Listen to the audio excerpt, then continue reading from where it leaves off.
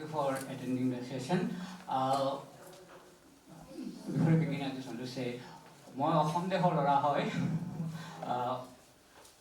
মই পঢ়া শুনা কৰিছিলোঁ বৰপেটাত, বৰপেটাত কৰি পেলাই পিছত পুনত গ'লোঁ, তাৰপিছত দিল্লীত থাকিলোঁ, এতিয়া ঘূৰি আহিছোঁ। I run a small publishing house called Red River, and here I have been invited to an expert in publishing, which I'm not sure I know much about, especially to ask questions of somebody like KARTHIKA. She is the biggest literary editor in the country right now, and I mean it not as a praise, because I have been inspired by your work. I have observed your work from the beginning. So we'll come to you, but first we have a special guest with us from overseas, from a country called Guinea-Bissau in West Africa, about which I did not know. I don't even know the language. I have to ask Mr. ABDULAI about what language the country has. Then he said Portuguese, so the country was colonized by Portuguese, like India was colonized by British. So I want to ask you, sir, first, can you give us an overview about the publishing ecosystem in Guinea-Bissau? So I would imagine that there will be a lot of Portuguese literature coming in, and the local writers also will be writing in Portuguese, or is there a local language you are working with? Yeah, so I'll ask you one more question here.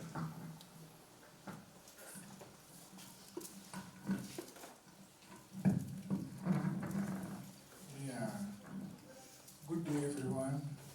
Thank you very much. I feel very honored to be here with you, and especially to talk to students.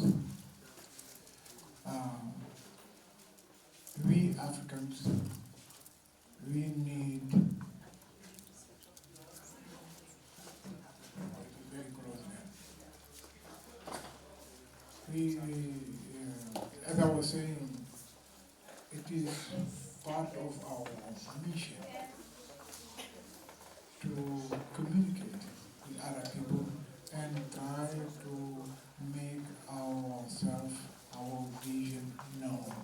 And the best vehicle I know is through students. They can be our ambassadors. And at the same time, in this troubled world, serve as bridges, for a better understanding, for a better communication between our peoples and countries. So, it is my great pleasure to be here, and I do my best to provide as many information as possible. So regarding the publishing ecosystem in my country, there is a lot I could say, but please allow me to start stating the following. My country is a young one, okay? We became independent in 1974. Most of African countries got their independence in the 60s and 50s, beginning of 60s. So we had to fight for 30 years to become independent. So the priority after the war was about publishing books. And besides that, there is another particularity, which is the very high rate of illiteracy. During the colonial period, during the 30 years of war, there was little room for education. Okay? So the first, let's say, 10 years, publishing books, at least fiction, was not a priority. Okay? And Another element that we should take into consideration when talking about this ecosystem was that everything was owned by the government. Okay. So there was little room for private initiatives. They said in '94, I was part of a group that set up the first private publishing house. And the word private is essential. There are other publishing houses, but all of them were run by they were state-owned. So, being a private publishing house brings a lot of challenges, you know. But it also comes with a lot of joy and a sense of fulfillment, because there was some sort of censorship before, because it was owned by the government. They only published what they felt was, right, quote unquote.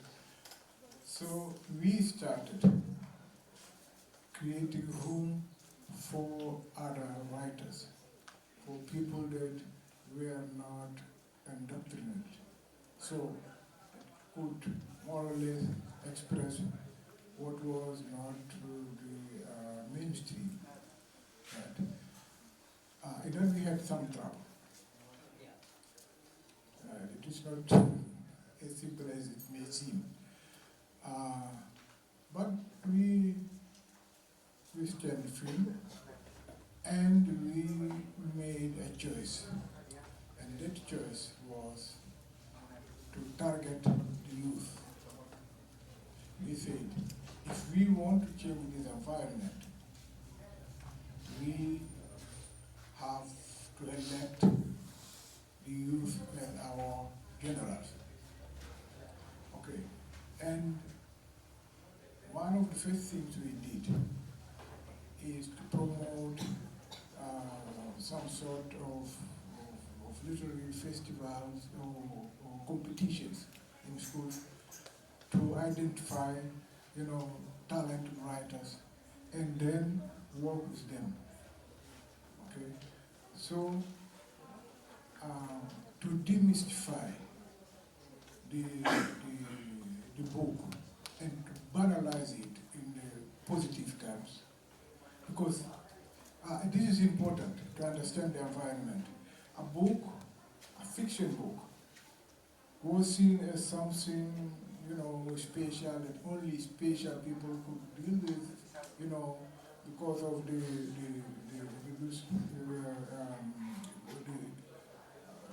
poverty. Not every family could afford buying a book a year. So there were a lot of things that we needed to address. So, and one of these things that we elected as our priority was really banalizing the book, making the book come down to meet the people, meaning the youth. So, how could we do that? Promoting the youth, some talented young people as writers. We visited the schools, we worked with them, and we managed to publish mostly short stories. And by the way, we did not publish poetry. Yeah, we did because there was a lot of other, opportunities for people to publish poetry, and so we decided we would elect fiction, which was less widespread. Okay, so when we published the first book written by two young people. They sat down together and they write a book. Okay? There was, of course, a lot of work of editing, and all the things. The book that was done in secondary school. Young people, about 18 years, sitting in front of their colleagues and talking about writing, about literature. 20 years ago, we demystified the book. And we have a lot of people assuming themselves without any kind of prejudice as writer. They say, I'm a writer, very proudly. I think this is something we should be very proud of. Okay, so this is basically the environment that we started working in. So basically, you got them young, you involved the students and build the culture of literature from among the students, from the education level. This is interesting. And then, if I may, I'm really ignorant about the political situation there. So is it still a dictatorship or is it democracy in Guinea-Bissau? Well, this is always relative. It is called a democracy. We have elections every 5 years. We have, all these things that characterize formal democracy. Okay. But in its essence, there is still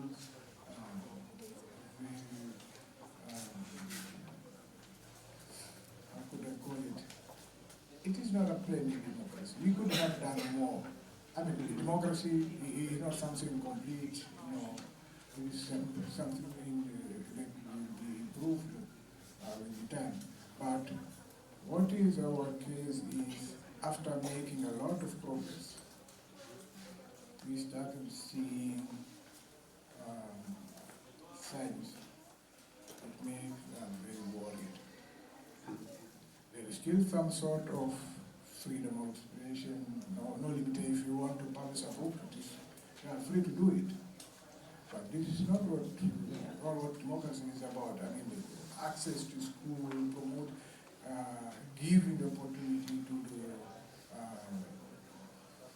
the people to go to access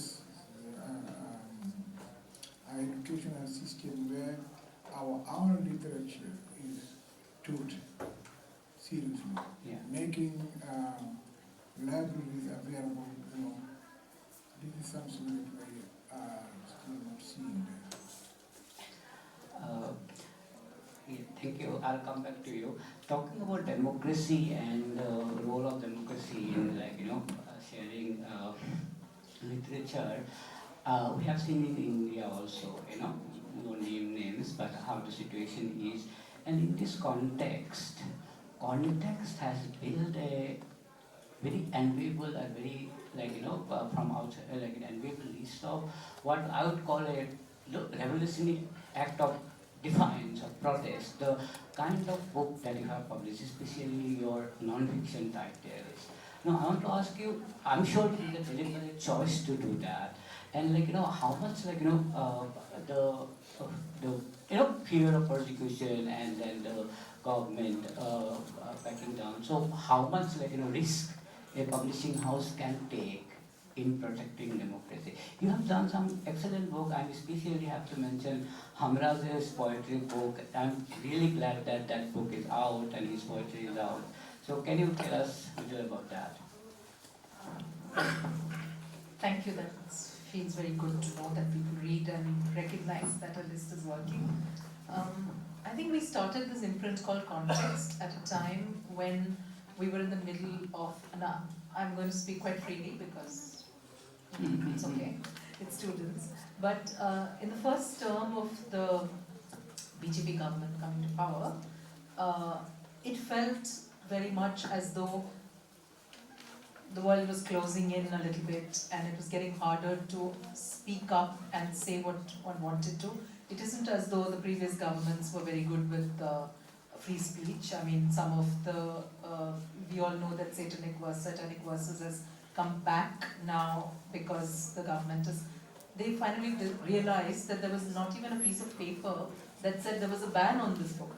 They couldn't actually find anything. But for years, the book was considered banned, which is the very weird way in which things work in this country. There was another book a long time ago, a biography of Gandhi, that had come out in 2008 or 9, I think, by this New York Times writer. And in that, there was a mention, a little bit of a few pages actually, about Gandhi's relationship with this one person in South Africa. And there was a hint of more than friendliness, that there was a greater attachment to this man.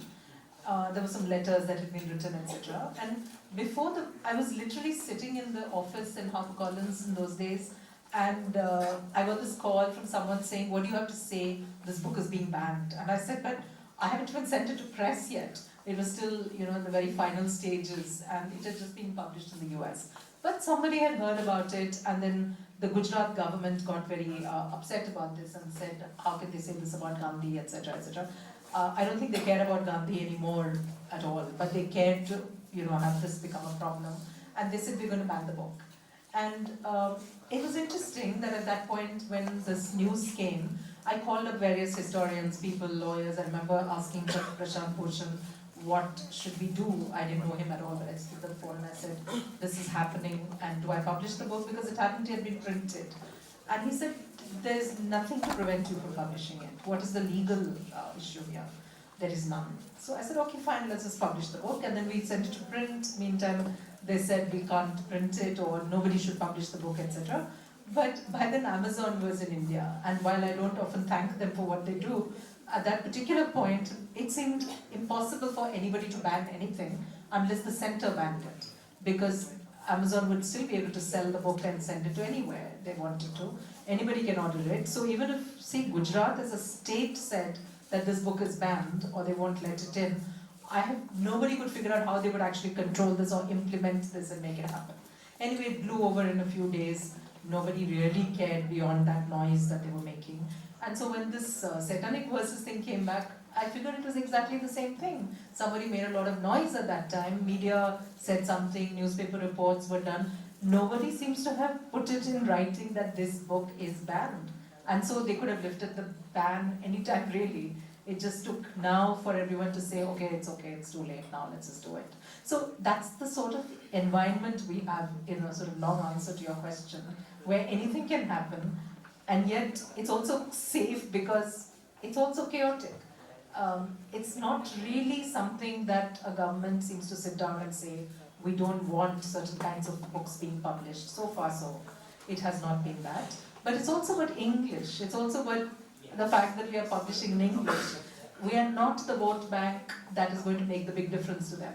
Whereas if when Ravish does a YouTube channel that becomes hugely popular, then that is something that will become noticed, and people will protest, and politics will come into the picture. But we publish a book like 500 pages with academic notes and with everything documented, then there's not very much that they do to prevent that. There is one thing we do to try and make sure that we don't get into trouble, which is we get a very good, sound legal read done on our books. So a lawyer will sit down and read everything that seems problematic. We will make sure we never flout the law. We will make sure that we don't say things about cases that are sub judice. We will make sure that when we say things which are an opinion about what, say, a court has done, the author cannot be hauled up for contempt of court. There will be enough backing from other sources, etc., etc. So you do your due diligence to make sure that you have done what you can. Beyond that, what the fringe, or which is the fringe is the center now, I don't know what it is, but when people just decide to throw stones at you, then that even the law cannot stop or prevent. So there, I think you just have to hope that we somehow manage not to get into trouble. That's it. when you mentioned books, I remember when the Chronicles book, The Hindu, which Penguin had to palpate before speaking like a state change and republished it. So do you have worked with multinationals like Penguin and HarperCollins before starting Context? So, so I am guessing, I'm assuming that Context is Western independent publisher. So you get more freedom. You get more freedom. Let's say compared to multinational because there is a different agenda and so with more freedom comes more responsibility also. How do you negotiate it? Because books has to make money, at least earn profit. Thus you have to I think that the bigger publisher that you are, the more easy it is to publish great books. It's a no-brainer, right? You've got legal support, you've got the money, you've got the distribution system that will allow you to take these books everywhere. It's only a matter of will, of saying that this matters. And that this matters not just in terms of revenue and profits, but it matters because I believe that publishing and books are not just about a business, right? I mean, if there is a way to build the world, as you said, if books are a very important way of engaging with ideas that matter, such as democracy, and where the media is shackled, where you cannot write in the media the kinds of things that you want to do, where journalists and investigative reporting in particular has really taken a hit. There's hardly anyone willing to sponsor investigative journalism. At least with books, you have a way of keeping the real story in the public eye. You have a way of making sure that tomorrow, when histories are being rewritten, today, tomorrow, day after, the fourth time when somebody else comes around and looks back, there are still some books in place that will give you the real story. And I think there is a responsibility there for publishers. There is a responsibility not just to make money, but to say, we are in this for many reasons. One of them is to have a good life and to enjoy what we do and to make money, all of that. But the other part of it is that you are the person who's going to keep that documentation alive. You're the one who's going to provide succor to writers who really need space. And these are things that's why I get very upset when readers don't go out and buy books, I'm thinking, without you, without the readership, how will a writer work? How will a publisher publish? And for all our sakes, I think it's important to keep these voices alive. So that's the point. Thank you. So now Manuda, you are also an independent publisher. Thavli Books is also an independent publisher. Context is also an independent publisher, but it's a wide gap in that. So in this context, so what is Thavli Books mandate? What is your focus? What kind of books you are doing, and what is your focus? We'll come to the money question later. First,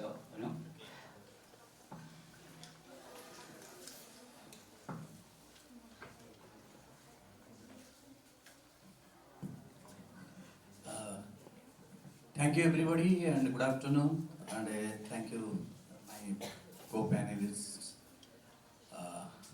and dignitaries here sitting.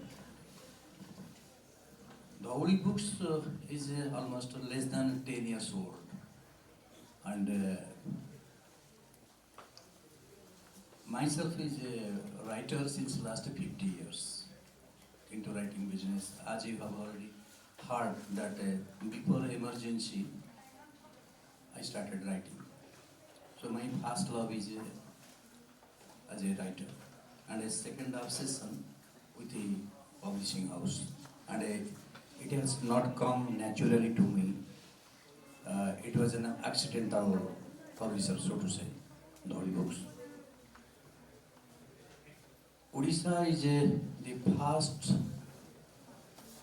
state in India carved out as the best on a language in 1936, 11 years prior to our independence.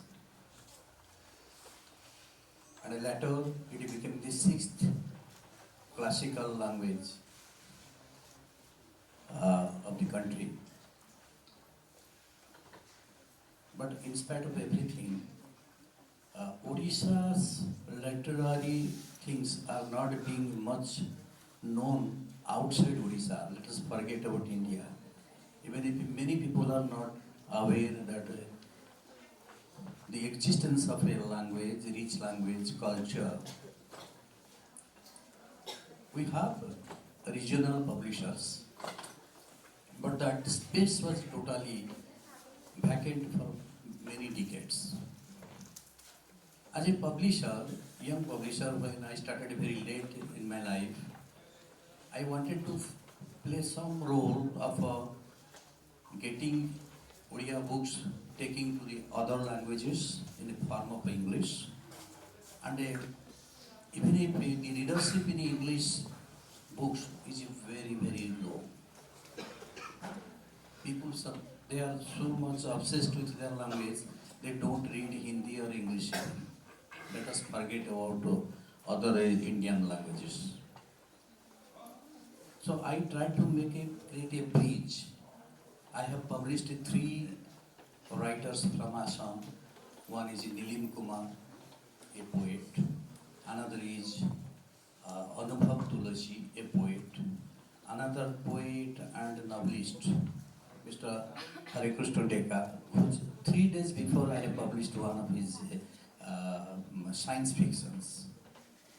And I have a good friend also in Assam called DIBYAJYOTI SARMA. We are always in talk, and we are not competitors. Because we want to take forward our independent book house publications. I do not know who invented that independent publishing house, so when we are dependent on everything. And we start in low scale. We move like our figures in just like beehives, but our actual aim is to get the honey, not money. And besides that, I have published many Indian authors into English so that people, and translations, Perumal Murugan, Namita Gokhale, so many translations we have translated, so that it is just like an osmosis process. Let people, we are trying like a squirrel in Shetubandha, we are trying a bit to do that one. We cannot think of comparing ourselves with it is ridiculous to compare with a wasteland. It is an ocean and we are at a teeny pond. But you did something interesting project a couple of years back where Pardon? you published an interesting project a couple of years back where you translated one single story by Okay. Thank you. What you are talking of? Yes, because managing Odia story, first story was written in 1898. Even if much before the Premchand in Hindi. The first story was written and published in 1898 by Fakir Mohan Senapati. It is a wonderful story. I got it translated into 36 languages, 24 Indian languages, including Khashi. Some is there, including Khashi also, and 12 foreign languages. It did very well. Many people have appreciated it. It took around 1.5 years during the days of Corona to get it completed. आप लोग एक बार देख लीजिएगा Amazon में. Yes, I have got a lot of satisfaction out of doing that. I have carried that story almost throughout India as well as beyond India also. Okay. Yes. Yeah. Yeah. Thank you. Welcome. I'll come back to you about the finances of it. Abdullah sir, if I come back to you.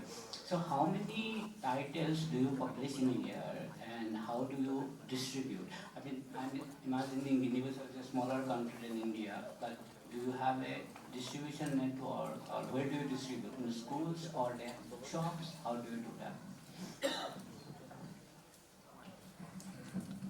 let me go back and complete the information regarding the ecosystem and what our purpose was.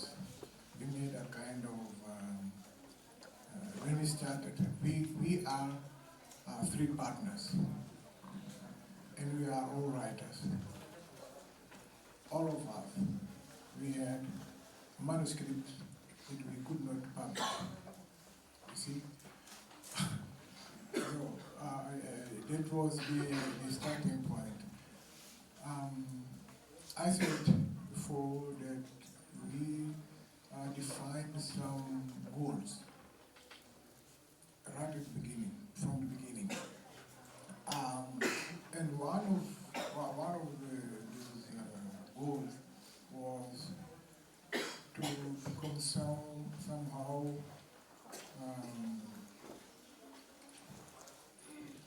self-sustainable. We did everything differently,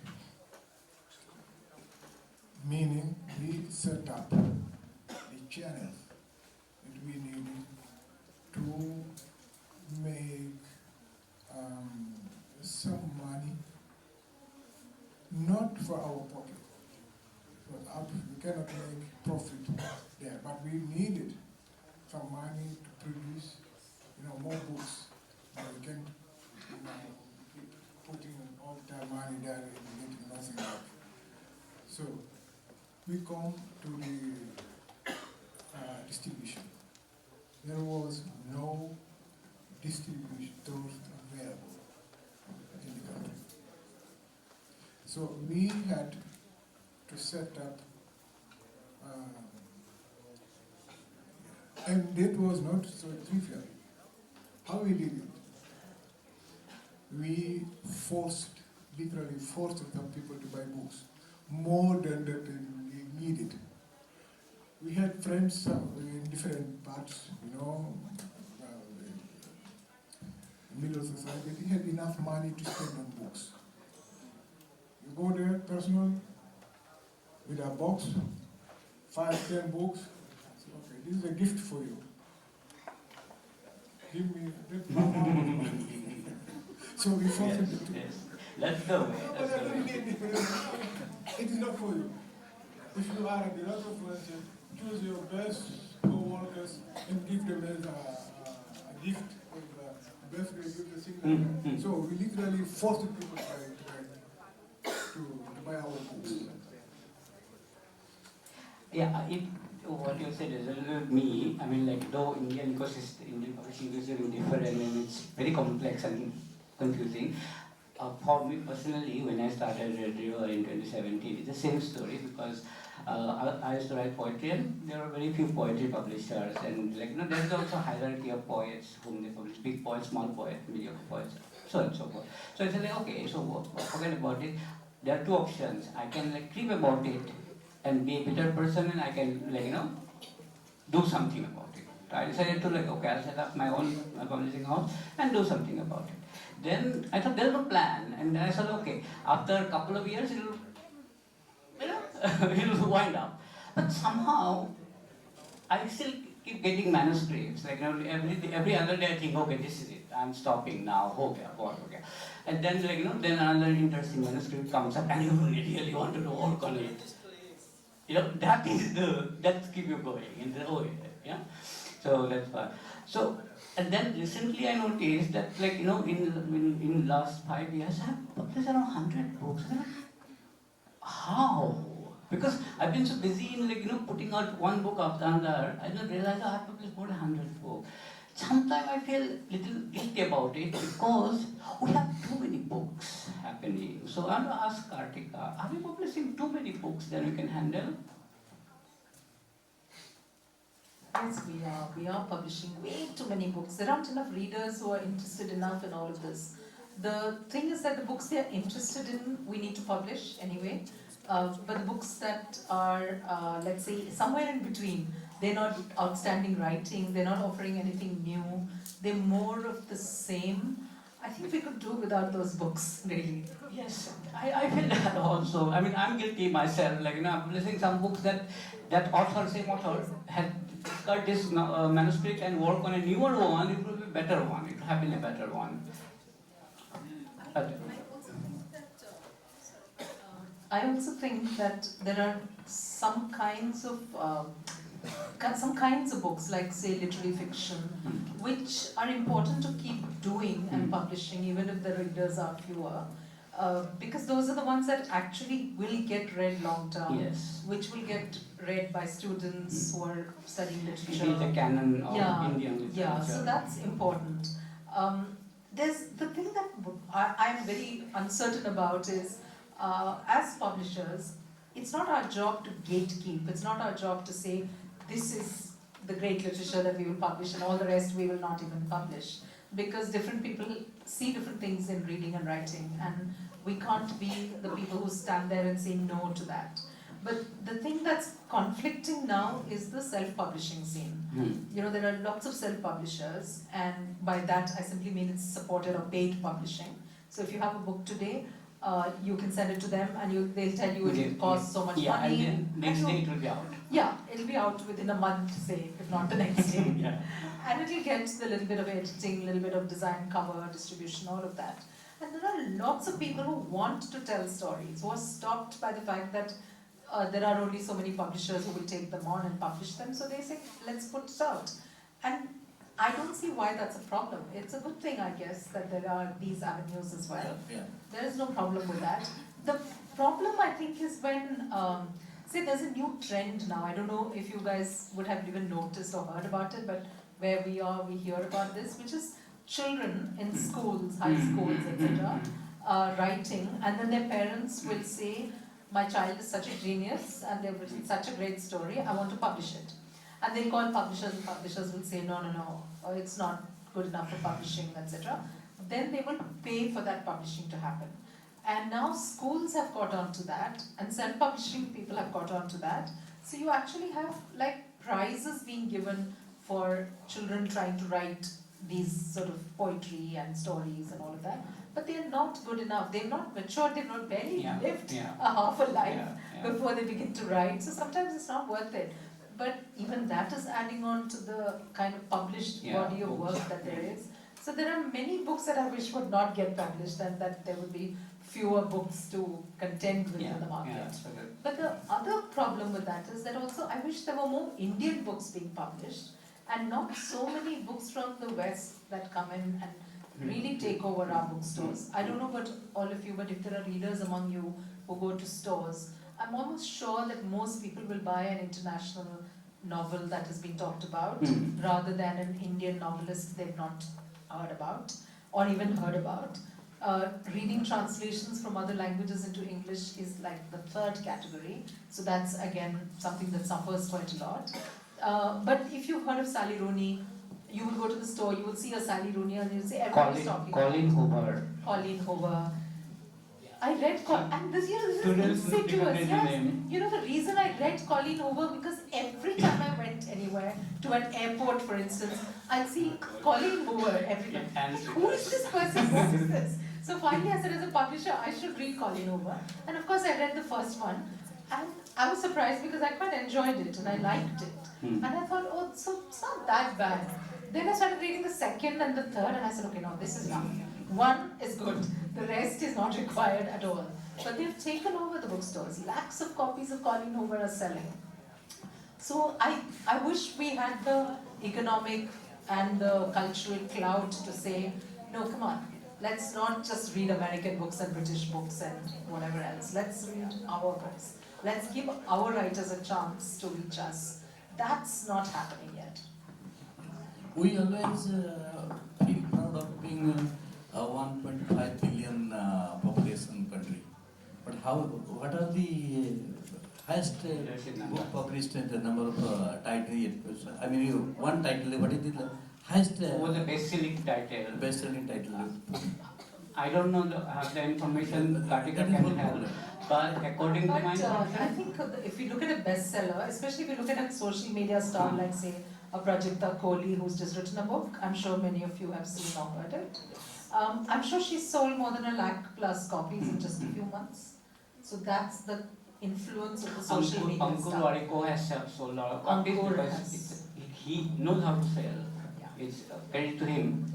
But it's also because he's a YouTube star and that's become the big publishing phenomenon. Yeah, that's the entry point. All Yeah. about SIP. Hmm?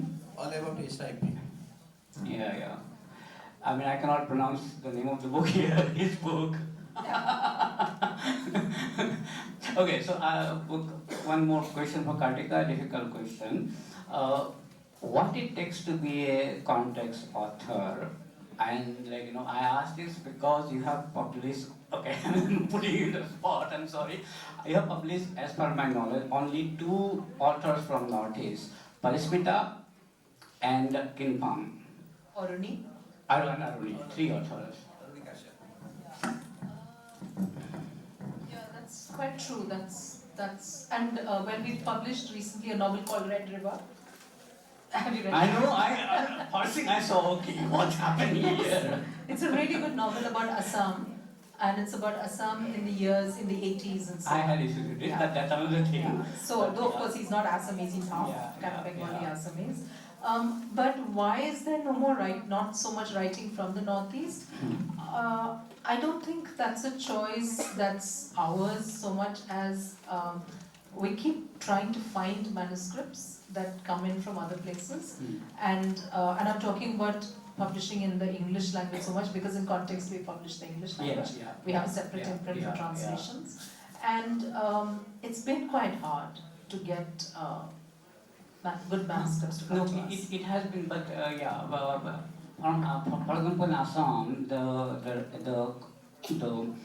how do you say, the culture of writing in English is a very new thing. Because for me also, I write in English right now, but I grew up learning Assamese as my first language. I started writing in Assamese, which is the language of this state. And then slowly, as I went out, stayed in other states, I had to communicate. I could not depend on Assamese. Started writing in English. So that, but nowadays, a lot of youngsters.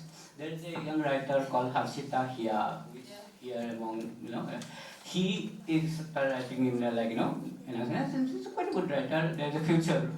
You probably will do well in the future. I think the best thing that's happened to English language publishing certainly recently has been the spreading out of the writing coming from all over the country. The languages being translated into English and other languages. India is finally beginning to spread out its reading and writing a little more. See, I want to praise you again, sorry. Okay, something. So, recently Context published a novel called Incident of a Half an Hour.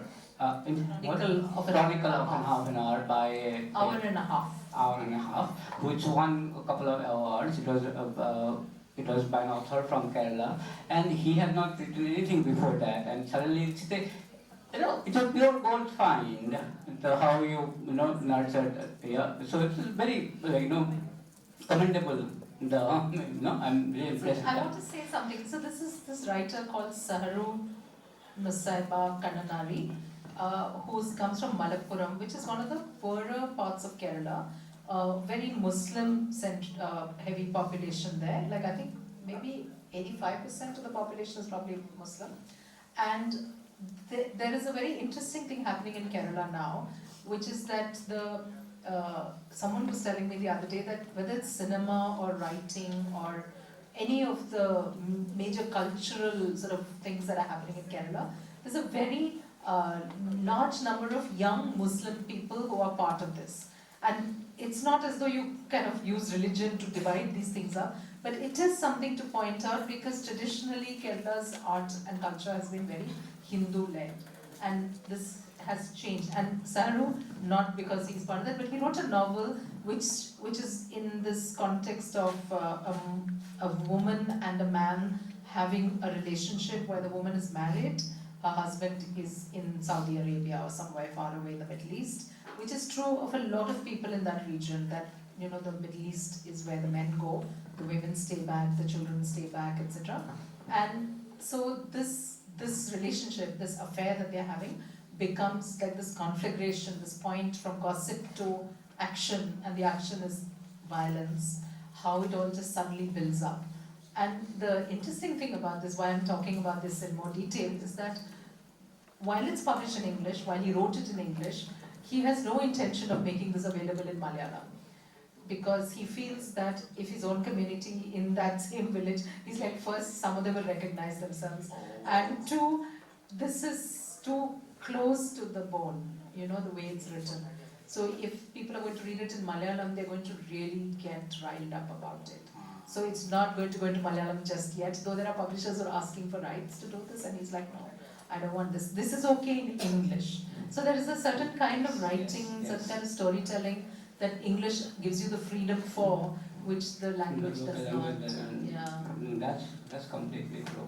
And another reason why I mentioned Saru, and like, you know, why I look up to him and like I thought he is an outlier, because, forgive me if I'm wrong, because I have noticed that, like, you know, authors who are based abroad, where they have marked some name or they are based abroad, so they find it easier to get published in India than the local author living in a small town like Saru. And because of the whole, there's ecosystem there, how to meet literary agents and then networking and all that. So I feel like, you know, things are changing, and I'm glad that it is changing. Yeah, you know, and what is most delightful is that there are lots of books about India that are getting published in the West, to which no Indian publisher is interested. So there's actually, finally Indian publishers have found the spine to say, well, it might work for you in America, but this is not the Indian novel we want to publish, because it's not really working for us. No. So this is very new that people have started to say no. No, but thank you that it's happening, because we started an imprint called Red River Story 2 years ago. The very idea was this, because until then we have seen a lot of literary fiction or fiction where the hero, an Indian man or a woman, goes abroad, lives in America or UK, and suddenly he has a self-realization. The case in point, like, you know, Amitabh Ghosh's Cello Lines. He is like, you know, model. Then everybody, like, you go to US and then you suddenly realize, oh, what India is about, or what my self-realization is about, and then come back to country, and then Indian publisher publish it and becomes a bestseller. Everybody, wow, wow, wow, wow. But there are a lot of local stories, like what Saru has done. He has done a commendable job, and we have to do that, and that is what has been our focus as well. You know. Sorry, Manu, you want to add something to that? No, I want to know what you are going to ask. Okay. No, I want to ask you a simple questions. Will you and I ever going to be profitable? I could ask to that. Will we, though we are larger, ever be profitable? It's the same for everybody. Let me tell you very frankly, I am the first and the last publisher in my community. Naturally, because our children said they do not approve of their father to be a publisher. They have their, that is the hard reality. They know I am doing, because I like to publish some good books, and I was just thinking right now that Deborah Smith, she is getting only 6 to 9 books a year publishing. She has written somewhere, I saw, yes. And one got Nobel Hankang, and she also got Booker, yes. Only 6 to 9 books in a year. So quality and quantity, it depends on what you want to choose. I was earlier publishing around 30 to 35 titles a year. Now I think that it has come down to 15 to 20. Because getting quality books also is more important than getting published noticed. I am not going to compete with a tall personality in the country, KARTHIKA. Of course, she is my publisher now. My point is that it is because you must love. Ours is that you must love. They have actually that she told that they can take risks, they have money, they can play. We have limited money. Let us forget about the profit. If you want to do profit, I just tell a very small story. When I was a college student, I went with a manuscript to a publisher. In the evening, he was going to close his shop. He told me, then after seeing this, he started crying. What happened? Why is he crying? Then he narrated a story that he has two sons. They are working. It is 1980. They are working in Bangalore, and they are not interested for publishing. And my friend, who started in 4 lakhs rupees, one sari shop, and I started this book shop. Mine is now 40,000. He has gone to 40 lakhs doing sari shop. Now, why did I become a publisher and a buyer? That is why he was crying. So I joined crying with him, and I did with my publishing book. The real situation, what KARTHIKA told, is a very, unless until you people read, we cannot try. That is the only thing that will survive us. Not this fashion, not these all these things you want to do. किताब आपको मिल जाएगा. मैं तो बोलूँगा कि आप लोग को प्रॉमिस करिए कि आपने दिस पायरेटेड कॉपी मत लीजिए, किताब पढ़िए.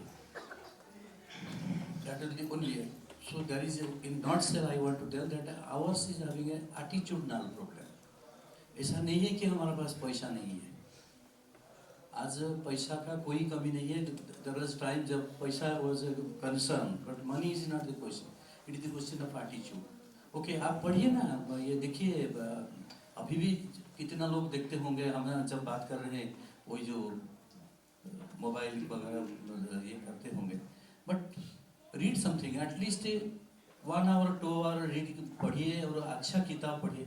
अगर इतना हो जाएगा सारा इंडिया में ना, फिर सबका बल्ले बल्ले हो जाएगा. I don't know about in your part of the world if there are people reading or listening to audiobooks, or is that happening, or are we still looking at the conventional traditional book? Yeah, we are at the first stage, meaning we have to touch the book. You know, of course we have some elite that use Kindle and all this stuff, but it is a small minority. Most of the people, and I mean our target, students and things like that, those need to get access to physical. Also, how about because it is the language is Portuguese, the language that you read, right? So how the books from Portugal are the readers interested? Books from Portugal, the way we are discussing about how Indian readers are reading foreign books, because English language, but written by American or UK authors. So is it an issue there? Books by the local author versus books by the foreign authors? Yeah, foreign books, especially from Portugal. But let me tell you first of all that our target market is not Portugal. Portugal is very small. Our target market is Brazil. Okay. This is where we, okay. We want to do it because our relationship with Portugal is not that peaceful. They still want to see us as accordingly imposing the rules of the game. And people of my generation, we do not tolerate that because we defeated the organization. And we keep remembering them that we defeated you. We fought 13 years now, and we won the war. So now they'll come back, through cultural artifacts, and they try to impose themselves. Yeah, we are still using their language. I say still, it's true, and probably we will continue using them. But we start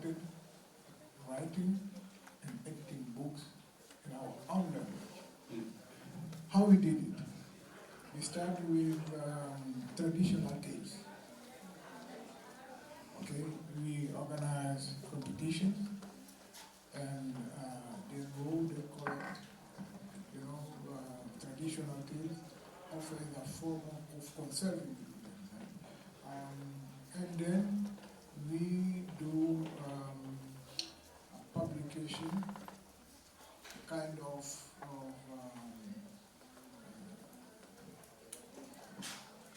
tales for young people from 8 to 88, okay, illustrated, and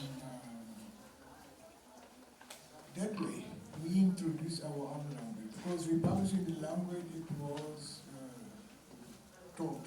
What is And that then language? we choose a second language. What is that language? We have the panorama. In Africa there is one thing we have a lot. Swahili is in East Africa. We are in West Africa. So, we have, it was told today, we have more than 2,000 languages in Africa. Can you imagine that? Okay. In my country, we have major languages, 5 or 6. Okay. But the particularity is that most of these languages are not only spoken in our country, because the country was an invention of colonialism. The Berlin Conference, 1848. So we have the most spoken language, or the second most spoken language, which is Fulani. Fulani. Yeah, it's spoken in West Africa from Mauritania down to Cameroon. Okay. So when we publish traditional tales, that is in Fulani, and we make a bilingual publication, we have several objectives. First, promoting our own language, our heritage, our culture. Secondly, move people in the direction of giving more attention to ourselves, to our culture, to our language. Now, back to your question. We started writing in Portuguese, because it was the only language we were taught in school. All other languages were forbidden. You are not allowed, to speak any other language than the colonial one. But now, things are changing in an irreversible way. And especially poetry, there is more and more, poems written in our language. So this is the environment that we have there. Literature, book publishing is not something separated from the other battles that we have in front of us. And so is it, I just want to know why you are so familiar with English. It's not part of your world at all, isn't it? Well, English is my 8th language. Okay. Yeah. Any African, you can ask me that they speak at least 3 languages. I myself, in my childhood, I had three mother tongues. My mother was of a different ethnic group than my father, and each one spoke, their own language. So, I understand that it is somehow difficult for you to understand that you have people speaking, No, it's the same here in India as well. Okay. So We don't have 8, we may not all speak 8, but we speak 2-3 languages, all of us. My mom spoke only her own language to me. Even when we were in, normally when we gather to get, we choose one language. But my mom, she spoke polyglot because she wanted to make sure that I knew it, and not only knowing, but I'm fluent in that language. So my father spoke another language. So the village I grew up, there was a third language that most of the people spoke. So I started with these three languages. Then I went to school. I learned Portuguese to make it 4. Then at second level, I learned 2 other languages, English and French. Then I went to Germany. I learned it from scratch. Right. So, and so forth. So, but Very interesting. it is very common. Hmm. You see the gentlemen that are here, sometimes they speak French, sometimes they speak English, sometimes they speak Portuguese, and so on. So, being multilingual. Even with us it's common, but not foreign languages, but every Indian has at least 3 languages, English, Hindi, and the local language from the state they come in. Yeah, at least 3 languages are common. Should we open it for public? Some question? Dibrugarh? Yes. Please,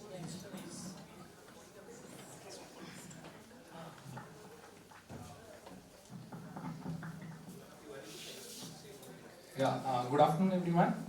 I'm Captain Pranshu Rathore. I'm currently posted in Assam, Dinjan. First of all, I would like to thank the Dibrugarh University and all the panel out here for organizing such an amazing literature festival. The last literature festival which I attended was like almost 6 years back, Jaipur Literature Festival, which used to happen while I was a college student. And then after joining the forces, like I came to know today itself that there's a literature festival going on in Dibrugarh. And I drove down around 60 kilometers just to attend the same. And thanks to the university, like, for allowing like people like me to enter the university hassle-free without any prior registration or passes. So thank you, everyone. I'm currently a budding writer. My genre of writing is poetic storytelling. I'm currently working on 2 of my books. The one is called as, I've titled it, it's called as The Poetic Saga of Bhagat Singh, Reviving Like the Nationalism. And the other one is a fictional book inspired by true events. It's a Fauji love story. So my question as a budding writer to the panel is... You got your subtitle right, Fauji love story. I was saying the title without. Thank you. I totally agree with what Mr. ABDULAI said, that the true essence of book, it's in the pages. Like you should smell it, you can feel it, you can put a bookmark. So my first question is like with the increased digitization and coming up of e-books and audiobooks, there's a decline in the paper book, even in its printing form and the sales. Over the years, I think around there has been decline of 2 to 3% over a decade in the sales of paper book. So my first question is like as a budding writer, don't you think there has to be a decrease? There has to be an increase in the percentage of royalty which is given to an author. So that is one of my first questions, because I believe it's only 10 to 15%. And if there's something which I want to pursue professionally, so you guys being on both the sides, being an author earlier and now being a publisher, don't you think there needs to be an increase in the royalty rights? Then the same question which follows. Yeah. That's my first question. I thought your first question was about...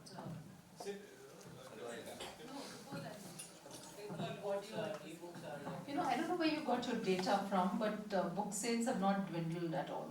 It is only growing year after year. So especially children's books, we're looking at something like 20%, 25% growth in retail year on year almost. So it's actually growing now. Yeah, so the whole fear that happened that e-book will kill the book, that has proven wrong. The e-books are there and then audiobooks are there, but it is the physical books that sell more. There are other media and accessory to the physical books. I read just about 2 weeks back that in Sweden, because I in Sweden, the school children have been asked to shift from computer classrooms to physical. It's there. It is a fact, a statistical fact. So they have said that if you concentrate too much on the screen, you shift your attention, your eyesight. There are about 6 deficiencies to the human brain as well as to the human mind, finally, for the young group. So they have now shifted. If you go into Google, you will find that. So if an advanced country, a technologically advanced country like Sweden can do that, I hope it has a domino effect all over the world. So in other words, like Dibrugarh said, it hasn't dwindled. And one more word, 10 years back, Captain, we probably had one literary festival. Now, from what I gathered, we have 168 all over the country during one single year. Am I right, Karthika? So 168 literary festivals mean that many persons who are interested, including you, including all the students. Yes, this. Your second question, I think. Second question answer. Oh, you answered. You want to know? It's simply the way publishing works, Captain. It's if I publish a book today, as a publishing house that has to sell the book to the market through distributors and retailers, I give away about 50% of my cost. So if the book is priced at 100, I'm getting 50 rupees or 65, 60, whatever, something around 50, say, for convenience, from the person who's actually selling the book. Now, out of that 50 rupees, I have to, one, pay you royalties, yes, but also I have to print the book, I have to pay editor, designer, typesetter, I have to take the book, literally this country is a very large country, freighting the books from one store to another, from one location to the rest of the country is a lot of money. Even if you do a bare minimum marketing, you have to add on that. All of this, remember, has to come out of that 50 rupees. So at the end of the day, and I said this on the previous panel, that the margin of the publisher remains at something like 7% to maximum 10% if it's a best-selling book. So your royalty from the book also is about 7 to 10% on an average. 15 is the outlier, huh? You don't get 15. It's usually the international, the international practice, and Indian as well, is 7.5% of the cover price for paperback and 10% on hardback. And remember, this is on cover price. Whereas what we're talking about, when I get that 50 rupees from the author, from the trade, I'm giving 10% of the cover price. So 10 rupees has gone as royalty. That leaves me with 40 rupees to do all the rest of this and make something for myself so that I can continue publishing. So it's actually not an unfair division is what I want to say. Yeah, also as a reader, you prefer to buy from Amazon because it is very convenient, because your credit card number is there, it is easy to buy. But always remember, whenever you're buying from Amazon, they are getting most of the money. They are taking, right? Kind of. So if you buy from the publisher website, so for an independent publisher like me, so Amazon is taking half of it. Plus the printing cost, we print like a number of copies. It won't all be sold. So that is the investment. I have to recover the investment, right? A publisher has to recover the investment. So we'll be giving the money on those books that is sold. What happened to unsold copies? And then the other markup that Karthika mentioned. So just hope that you get some royalty. At the end of that journey is also returns. If the book does not sell in the stores, then the retailer will send it back to the publisher's unsold copies, for which royalties have already been paid to you as the author, because that comes after the cycle. So there are too many problems with increasing that royalty. What happens is, if you insist, and some writers will insist, that they want a very high royalty, when the book comes back to reprint at some point, say 3 years down the line, you still have an order, somebody's interested, you want to order and supply like 500 copies.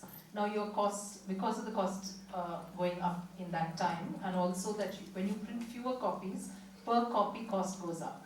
So at the end of the day, the margin is literally wiped out, and you go into the red if you actually publish that book again. So then a book will go out of print because it's unsustainable. So it's actually in the interest of the writer and the publisher to work with a reasonable royalty and sell more, rather than take a high royalty and then end up having to kill the book. Thank you for the, yeah. Next question. So another question which follows is like, who keeps the right if my books goes for the adaptation of a TV show or a movie? It depends on your contract. It's on the You keep the contract. rights, no problem. What's the market trend? Like You keep the rights. authors keep the right. Yeah. Thank you. I'll sit and ask if you know. You know, I heard from Shantanu, who was in Guwahati last year, Shantanu Rai Chaudhary. You know Shantanu? Sorry? Om Books. Yeah. Shantanu had come down about 6 months back and he told me over dinner that in France, I think, they have put a limitation on the Flipkart and, I mean, this online... So it's not just please go, online, even offline. could you just explain Yeah, that to so the children? basically France has a law that says you have to sell books on the MRP, no discounting. So if you go to a bookstore or if you're Amazon or whoever you are, you have to pay the price. And that simply means that the publisher then does not have to worry about, you know, deep discounting, giving away too much. You give the full thing, you get the full thing. So that's what, I was talking actually to a French publisher the other day, who said this is the main reason why small presses in France are sustainable, because they don't have to fight clout of the big publisher, deeper discounting, all those issues is wiped away. They're all on the same level playing field. Karthika, if there is a, do you have an association of publishers, large or small? Useless. Sorry? Very useless Useless. associations. Dissociation of a publisher. Manudas, why I'm asking, if there could be a collective appeal to the government of India to, you know, to enact a law to that extent. I could get you what you are telling. It will help the rest. It is too easy to be said than done. Actually, India का तो हालात के बारे में मैं आपको बताना नहीं चाहता. तो कौन सुनता है? I don't think that people are interested to read. Government does not. They do not bother whether they are reading.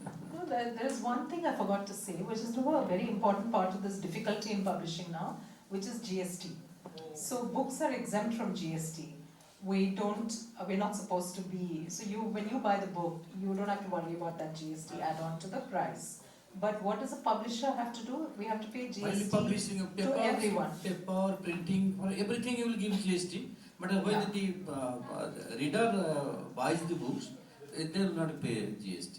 That's true. And so when I pay royalty to you, I have to pay you royalty of that 7.5% plus 18% GST. Right? GST.